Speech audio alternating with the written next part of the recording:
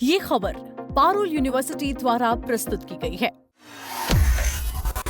Modi cabinet में होगा बड़ा बदलाव, जल्द बदलेगी मोदी सरकार की तस्वीर। क्या नए चेहरे को मिलेगा मौका? दिल्ली से एमपी तक हलचल हुई तेज, बड़ी उठापटक के संकेत, जाने क्या।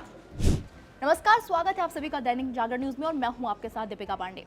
क्या केंद्र की नरेंद्र मोदी सरकार में बड़ा फेरबदल होने वाला है? दिल्ली के गलियारों में इस वक्त यही सबसे बड़ी चर्चा है।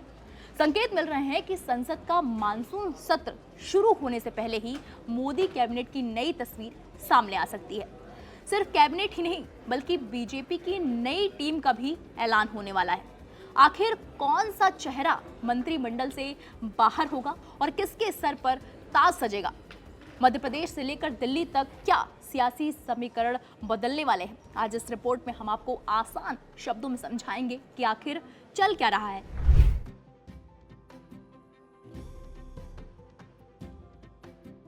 मीडिया रिपोर्ट्स की माने तो सरकार में शीर्ष स्तर पर यह बात पक्की हो चुकी है कि अहम मंत्रालयों में नए चेहरे की जरूरत है। राजनीतिक मजबूरियों जैसे कि क्षेत्रीय संतुलन, जातिगत समीकरण और राज्यों की सियासी निष्ठा को साधने के लिए पीएम मोदी सरकार फेरबदल की तैयारी में है। अगर टाइमिंग की बात करें तो जुलाई के तीसरे सप्ताह में शुरू होने वाले संसद के मानसून सत्र से पहले ये फेरबदल संभव है। इसके साथ ही बीजेपी अध्यक्ष नितिन नवीन की नई टीम की भी घोषणा होगी। पार्टी का शीर्ष नेतृत्व अपनी सूची को अंतिम रूप दे चुका है। इस फेरबदल में सबसे दिलचस्प है एक व्यक्ति एक पद का सिद्धांत। बीजेपी इस नियम का सख्ती से पालन करने वाली है। इसके चलते केंद्रीय मंत्री पंकज चौधरी और हर्ष मल्होत्रा, जिन्हें क्रमशः उत्तर प्रदेश और दिल्ली इकाई की जिम्मेदारी मिली है, उन्हें सरकार से इस्तीफा देना पड़ सकता है। वहीं जॉर्ज कुरियन इस्तीफा दे चुके हैं और रवनीत सिंह बिट्टू का राज्यसभा कार्यकाल खत्म हो चुका है।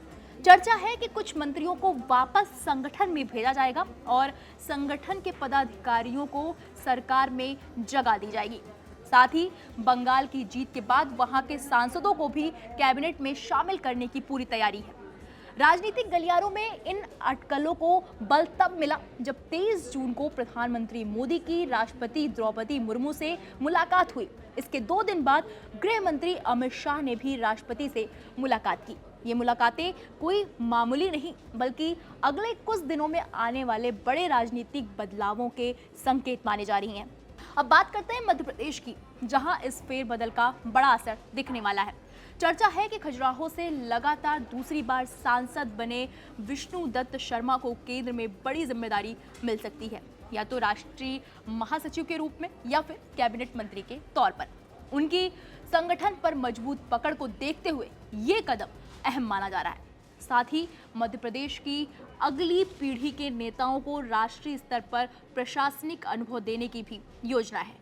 मध्य प्रदेश से जातिगत संतुलन साधने के लिए भी नामों पर मंथन लगातार जारी है। केंद्रीय मंत्री सावित्री ठाकुर और डॉक्टर वीरेंद्र कुमार के काम को लेकर चर्चाओं के बीच विकल्प के तौर पर एसटी वर्ग से हिमाद्री सिंह और एससी वर्ग से संध्या राय के नामों पर गौर किया जा रहा है।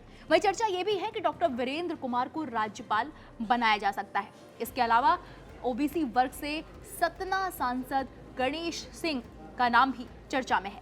कुल मिलाकर आने वाले कुछ दिन राष्ट्रीय राजनीति के लिए बेहद अहम होने वाले हैं। नितिन नवीन की टीम के गठन और मोदी कैबिनेट के विस्तार के साथ ही बीजेपी अपनी नई रणनीति को जमीन पर उतारेगी। क्या ये बदलाव राज्यों के आगामी चुनाव में बीजेपी को जीत दिलाएंगे और कौन कौन से चेहरे दिल्ली की दौड़ में शामिल होंगे, इस पर सबकी नजरें टिकी हुई हैं। फिलहाल इस पूरे मामले पर आपकी क्या राय है, हमें कमेंट बॉक्स में जाइए और जरूर बताइए।